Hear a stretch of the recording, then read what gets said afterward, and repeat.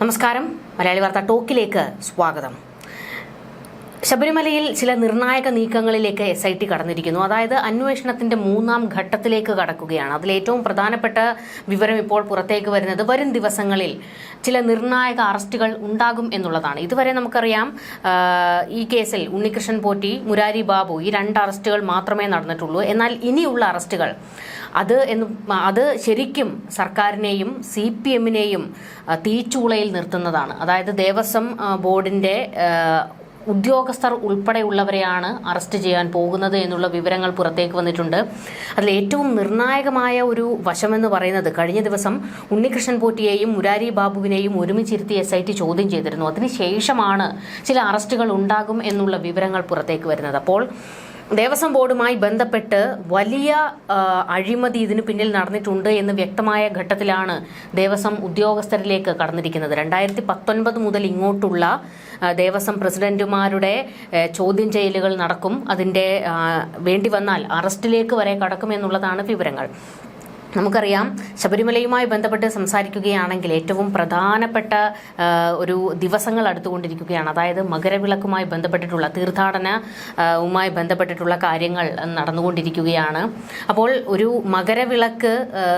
മകരവിളക്കിനോടനുബന്ധിച്ച് ഇപ്പോൾ ഈ കേസുമായി ബന്ധപ്പെട്ടിട്ട് പലരെയും അറസ്റ്റ് ചെയ്യുന്ന ഒരു നീക്കത്തിലേക്ക് കടക്കുമ്പോൾ സ്വാഭാവികമായും വിശ്വാസികൾ പറയുന്നത് ഇത് അയ്യപ്പന്റെ ഒരു നീക്കമാണ് എന്നുള്ളതാണ്. മുൻപ് നമ്മൾ കണ്ടതാണ്.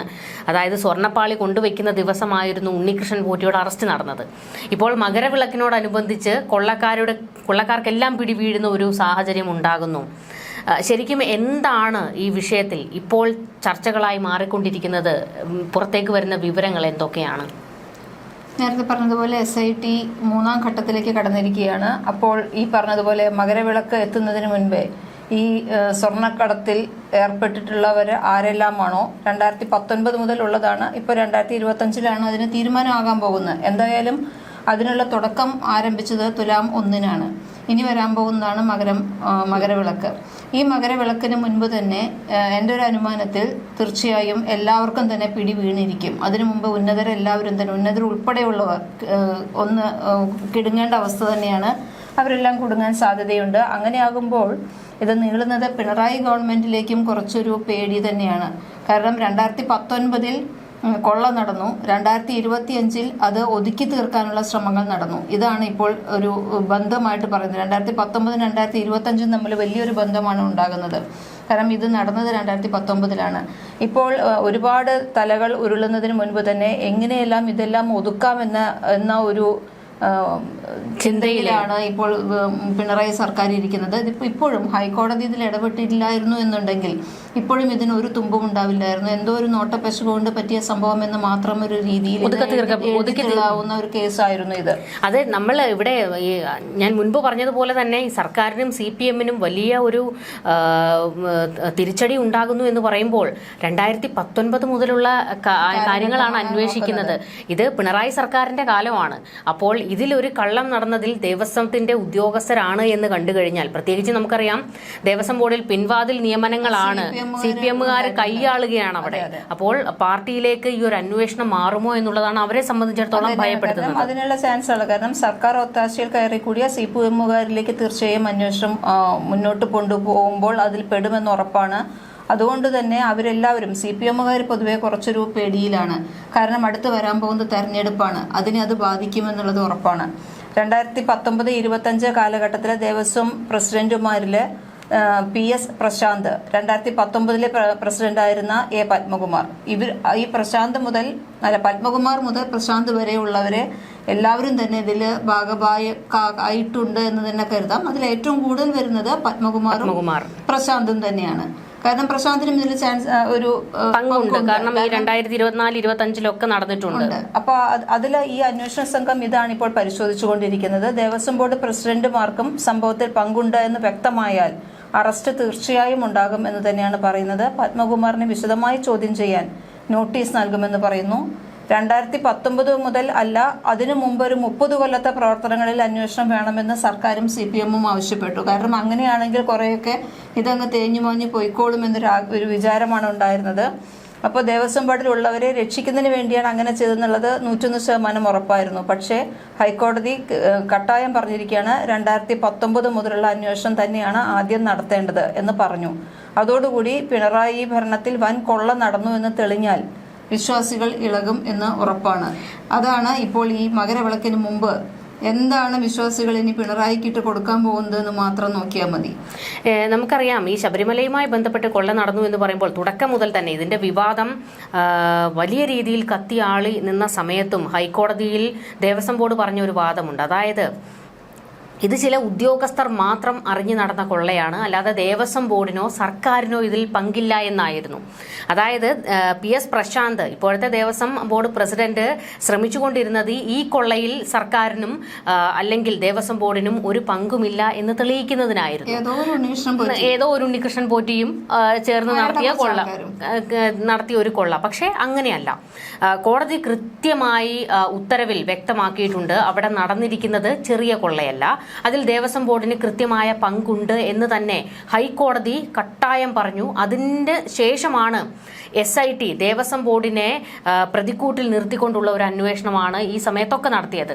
ഈ പറയുന്ന പോലെ തന്നെ ഉണ്ണികൃഷ്ണൻ പോറ്റിയുമായി ബന്ധപ്പെട്ട അന്വേഷണം ബംഗളൂരുവിലേക്ക് പോയപ്പോഴും SIT ദേവസ്വം ബോർഡിനെ മാറ്റി നിർത്തിയില്ല. ദേവസ്വം ബോർഡിന്റെ ഭാഗത്തു നിന്നുണ്ടായ എല്ലാ പിഴവുകൾ സംബന്ധിച്ചും അന്വേഷണം ഇതിനോടൊപ്പം തന്നെ നടക്കുന്നുണ്ടായിരുന്നു. പക്ഷേ ദേവസ്വം ബോർഡുമായി ബന്ധപ്പെട്ട് നടന്നിരുന്ന അന്വേഷണത്തിന്റെ ഒരു വിവരങ്ങളും SIT പുറത്തേക്ക് വിട്ടില്ല. കാരണം അത് രാഷ്ട്രീയ കളിയാകും എന്നുള്ളത് കൊണ്ട് തന്നെ, അല്ലെങ്കിൽ എന്തെങ്കിലും ഒരു അട്ടിമറിയോ പ്രതികളെ രക്ഷിക്കാനുള്ള നീക്കമോ ഒക്കെ നടക്കുമെന്നുള്ളത് കൊണ്ടായിരിക്കാം. പകരം മുരാരി ബാബു അതുപോലെ തന്നെ ഉണ്ണികൃഷ്ണൻ പോറ്റിയുമായി ബന്ധപ്പെട്ടിട്ടുള്ള കാര്യങ്ങളിൽ മാത്രമാണ് മാധ്യമങ്ങൾക്ക് മുൻപിൽ വരുമ്പോഴും അന്വേഷണ ഉദ്യോഗസ്ഥർ മറുപടി പറഞ്ഞുകൊണ്ടിരുന്നത്.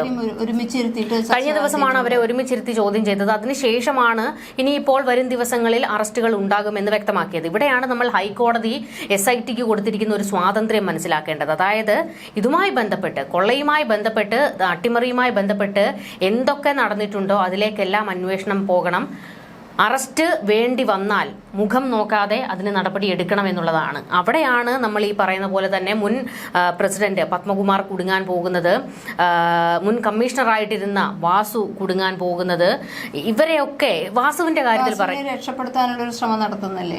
ഉറപ്പായിട്ടും വാസുവിനെ രക്ഷിക്കാനുള്ള നീക്കങ്ങൾ നടക്കുന്നുണ്ട്. കാരണം വാസു ഒക്കെ ചെറിയ മീനുകളല്ല, അവരൊക്കെ കോടാനുകോടി സമ്പത്ത് ഉണ്ടാക്കിയവരാണ്. ഇവർക്ക് എവിടെ നിന്നാണ് ഈ സമ്പത്ത് എന്നുള്ളതിൽ കൃത്യമായ കണക്ക് ഇവർ ബോധിപ്പിക്കാൻ തയ്യാറാകണം. പക്ഷേ അങ്ങനെ ഒരു കണക്ക് ബോധിപ്പിക്കാൻ ഇവർക്ക് കഴിയുന്നില്ല. അവിടെയാണ് ശബരിമലയിൽ കൊള്ള നടത്തിയതിന്റെ പങ്ക് ഇവരെല്ലാം പറ്റിയിട്ടുണ്ട് എന്നുള്ള ഒരു അനുമാനത്തിലേക്ക് അന്വേഷണ സംഘവും എത്തുന്നത്. നമ്മളിവിടെ കാണേണ്ട മറ്റൊരു കാര്യമുണ്ട്. അതായത് വാസുവിനെ ഈ പറയുന്ന പോലെ തന്നെ മുൻപ് വാസു ശബരിമലയിൽ ഇരുന്ന സമയത്ത് ചില തിരിമറികൾ നടത്തിയതിന്റെ പേരിൽ പുറത്തു പോയിരുന്നു. പിന്നീട് പിണറായി സർക്കാർ വന്നതിന് ശേഷം വീണ്ടും ഈ പറയുന്ന വാസുവിനെ ആ ചുമതല ഏൽപ്പിക്കുകയായിരുന്നു.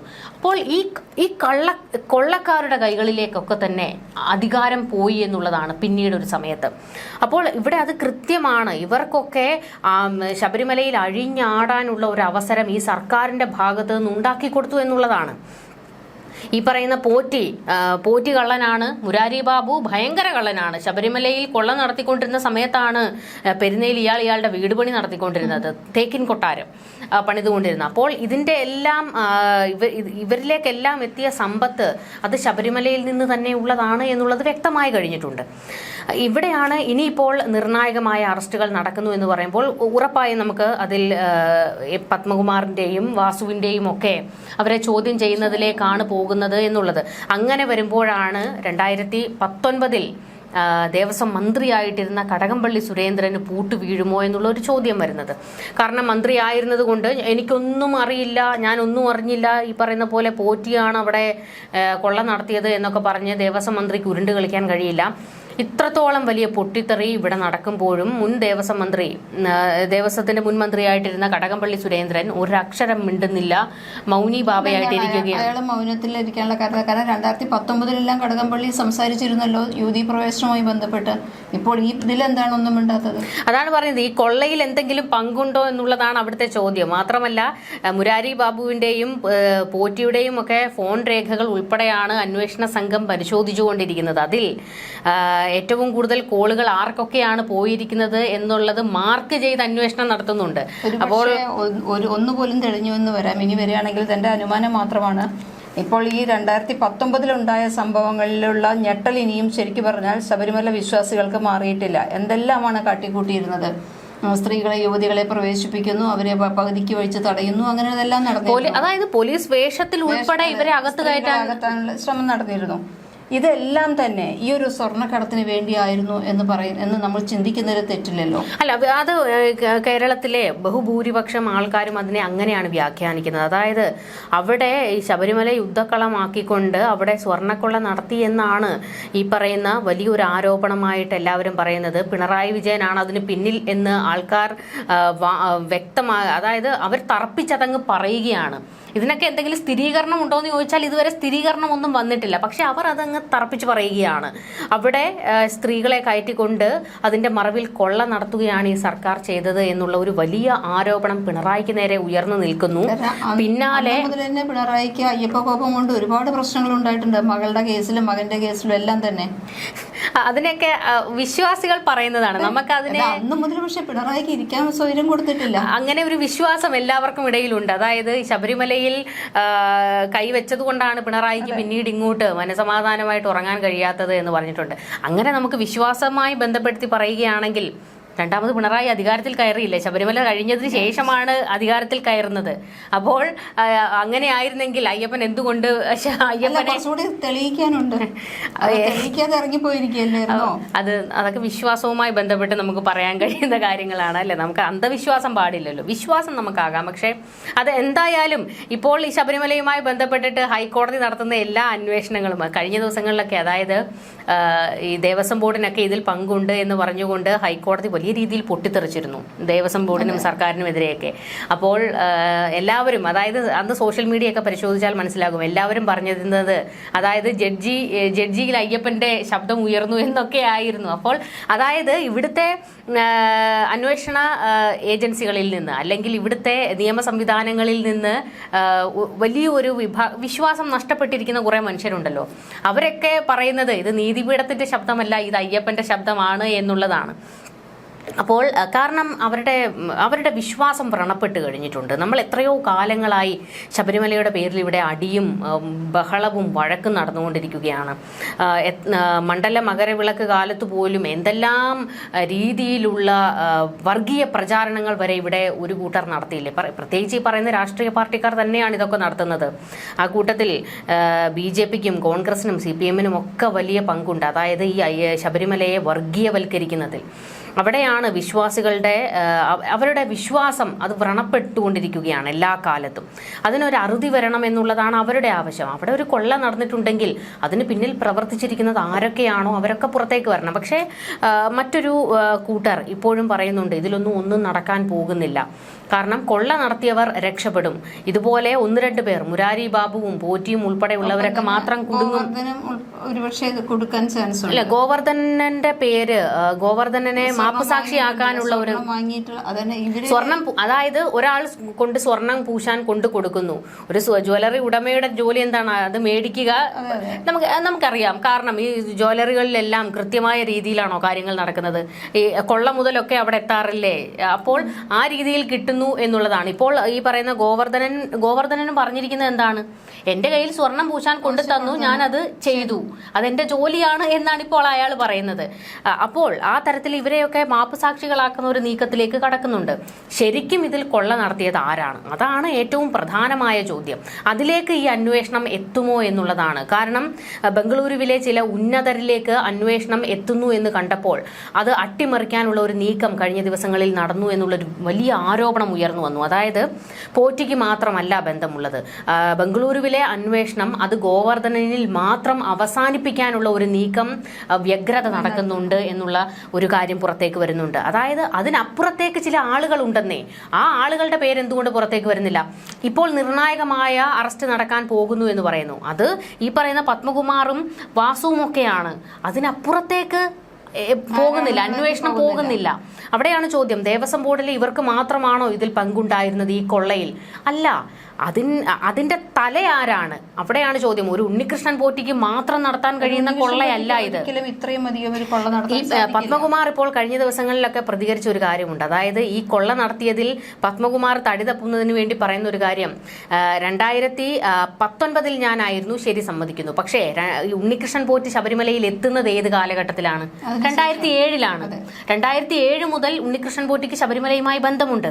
ആ ബന്ധം എന്തുകൊണ്ട് അന്വേഷിക്കുന്നില്ല? ആ ബന്ധം അന്വേഷിച്ച് ചെന്ന് കഴിഞ്ഞാൽ തന്ത്രി കുടുംബത്തിലേക്ക് പോകും. കാരണം കണ്ഠരര് രാജീവര് കർണാടകയിലെ അയ്യപ്പ ക്ഷേത്രത്തിൽ അവിടുത്തെ ശാന്തിക്കാരനായിരുന്നു ഉണ്ണികൃഷ്ണൻ പോറ്റിയാണ്. അപ്പോൾ എന്തുകൊണ്ട് തന്ത്രി കുടുംബത്തിലേക്ക് ഈ അന്വേഷണം പോകുന്നില്ല? കണ്ഠരര് രാജീവരുമായിട്ട് ഉണ്ണികൃഷ്ണൻ പോറ്റിക്ക് ബന്ധമുണ്ട്. ആ ബന്ധമാണ് ശബരിമലയിലേക്ക് എത്തിക്കുന്നത് എന്ന് പറയുന്നുണ്ട്. അപ്പോൾ ചില ഭാഗങ്ങളിൽ അന്വേഷണം നടക്കുന്നില്ല. എന്നാൽ പാർട്ടിയെയും സർക്കാരിനെയും കൊടുക്കാനുള്ള അന്വേഷണങ്ങൾ മാത്രമാണ് ഇതിന്റെ മറവിൽ നടക്കുന്നത് എന്ന് പറയുന്നുണ്ട്. പക്ഷേ ഹൈക്കോടതിക്ക് അറിയാമല്ലോ, അന്വേഷണം വിപുലമാക്കണം, സ്വതന്ത്രമായി അന്വേഷിക്കാനുള്ള അവസരമാണ് SITക്ക് കൊടുത്തിരിക്കുന്നത്. അതുകൊണ്ട് തന്നെയാണ് ഇതിനോടകം ഈ പത്മകുമാറിന്റെയും അല്ലെങ്കിൽ വാസുവിന്റെയും ഒന്നും പേരുകൾ പുറത്തേക്ക് വരുമായിരുന്നില്ല, സർക്കാരായിരുന്നു ഒരു അന്വേഷണം നടത്തുന്നതെങ്കിൽ.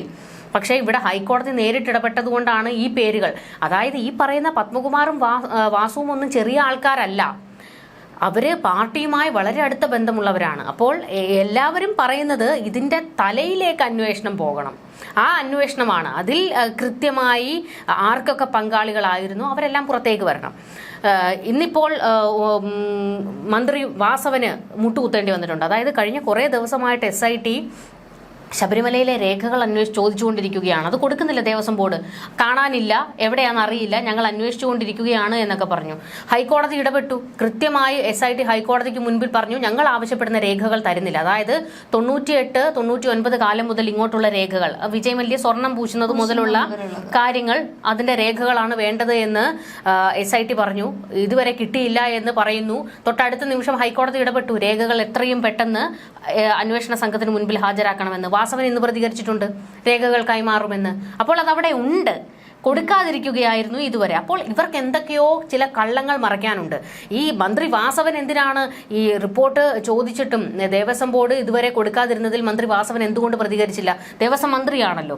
ഇപ്പോൾ കട്ടായം SIT പറഞ്ഞപ്പോഴത്തേക്ക് ആ രേഖകൾ കൊടുക്കാമെന്ന് പറയുന്നു. അപ്പോൾ ഇതിൽ ഒന്നെങ്കിൽ തട്ടിപ്പ് നടത്തിയവരെ സംരക്ഷിക്കാൻ സർക്കാർ ശ്രമിക്കുന്നുണ്ട്, അതാണ്. പക്ഷെ എല്ലാവരും പറയുന്നത് ഇതിൽ അന്വേഷണം അങ്ങ് പിണറായിയിലേക്ക് എത്തണം എന്നുള്ളതാണ്. നമുക്കതിന്റെ ഇതിനു മുൻപ് എത്രയോ ആരോപണങ്ങൾ ഈ സർക്കാർ മാത്രമാണ്. നമ്മൾ ഇവിടെ കേരളം കത്തുന്ന ഒരു സ്വർണ്ണക്കടത്ത് വിവാദം വന്നില്ലേ? അന്ന് മുഖ്യമന്ത്രിയുടെ കുടുംബം വരെ അതിൽ പ്രതികൂട്ടിൽ നിന്നും. പക്ഷെ അതിൽ സ്ഥിരീകരണം വന്നിട്ടുണ്ട്. ഇതുവരെ അതിന്റെ ഒരു തെളിവും കണ്ടെത്താൻ കഴിഞ്ഞിട്ടില്ല. അത് തേഞ്ഞു മാഞ്ഞു പോയി. ലാവ്ലിൻ കേസ് കോടതിയിൽ കിടക്കുന്നു, അനക്കുന്നില്ല കേന്ദ്ര സർക്കാർ. കേന്ദ്ര സർക്കാർ എന്തുകൊണ്ട് അനങ്ങുന്നില്ല? ലാവ്ലിൻ കേസിൽ ഒരു അന്വേഷണത്തിന് അല്ലെങ്കിൽ അതിന്റെ കോടതി അത് എടുക്കുന്നതിന് വേണ്ടി ഇതുവരെ ഒരു നീക്കവും നടത്തുന്നില്ല. എനിക്ക് തോന്നുന്നു രാജ്യത്ത് ഏറ്റവും കൂടുതൽ മാറ്റിവെച്ച ഒരു കേസായിരിക്കും ഈ പറയുന്ന ലാവ്ലിൻ. അപ്പോൾ അത്തരത്തിൽ ഈ പറയുന്ന പോലെ തന്നെ കേന്ദ്ര സർക്കാരും ശബരിമല ഒരു ആയുധമാക്കുകയാണ്. കാരണം തെരഞ്ഞെടുപ്പ് വരാൻ പോവുകയാണ്. അവർക്ക് വീണ്ടും ശബരിമല പറഞ്ഞ് രാഷ്ട്രീയം കളിക്കാനുള്ള ഒരു അവസരമാണ് കിട്ടിയിരിക്കുന്നത്. അതുകൊണ്ട് തന്നെ ഈ സ്വർണ്ണക്കൊള്ളയിൽ മറ്റാർക്കെങ്കിലും, അതായത് CPM-ലെ ഉന്നതർക്ക് ആർക്കെങ്കിലും ഒക്കെ പങ്കുണ്ടെങ്കിൽ തെരഞ്ഞെടുപ്പിനെ അതിനൊരു ചരട് വലിക്കാൻ വേണ്ടി ഈ ശബരിമല വിഷയം കേന്ദ്ര സർക്കാർ കയ്യിലിട്ട് അമ്മാനമാടും. അതേ നടക്കുകയുള്ളൂ. അല്ലാതെ ശബരിമലയിൽ വിശ്വാസം സംരക്ഷിക്കണം എന്നുള്ള ഒരു ആവശ്യമോ അല്ലെങ്കിൽ ആ ഒരു ആഗ്രഹമോ ഒന്നുമല്ല കേന്ദ്ര സർക്കാരിനും ഉള്ളത്, BJPക്കും ഉള്ളത് എന്നുള്ളത് മനസ്സിലാക്കണം എന്നുള്ളതാണ്. വിശ്വാസികൾ ഇതിൽ ഈ വിഷയത്തിൽ, ശബരിമല വിഷയത്തിൽ വിശ്വാസികൾ ഒരു രാഷ്ട്രീയ പാർട്ടിക്കാരെയും കേൾക്കാൻ നിൽക്കരുത്. അവരുടെ ഒന്നും കൊടി പിടിച്ചുകൊണ്ട് ഒരു പ്രതിഷേധത്തിനും ഇറങ്ങരുത്. കാരണം അവർക്കൊക്കെ ഇത് വെറും രാഷ്ട്രീയം കളിക്കാനുള്ള ആയുധം മാത്രമാണ്. ഏതായാലും ചില അറസ്റ്റുകൾ നടക്കും എന്നുള്ള കാര്യത്തിൽ ഏതാണ്ട് തീരുമാനമായിരിക്കുന്നു. അത് ഹൈക്കോടതി ഇടപെട്ടതുകൊണ്ട് എന്തായാലും ആ അറസ്റ്റുകൾ നടക്കും. അതിൽ നിന്ന് കൂടുതൽ വിവരങ്ങൾ എന്തെങ്കിലും പുറത്തേക്ക് വന്നാൽ ചിലപ്പോൾ ഈ പറയുന്ന പോലെ തന്നെ മകരവിളക്കിന് മുൻപ് ചില സത്യങ്ങൾ പുറത്തേക്ക് വരും എന്നുള്ളതാണ്. നമുക്കത് കാത്തിരുന്ന് കാണണം എന്താണ് സംഭവിക്കാൻ പോകുക എന്നുള്ളത്. കൂടുതൽ ചർച്ചകളുമായി കാണാം. നമസ്കാരം.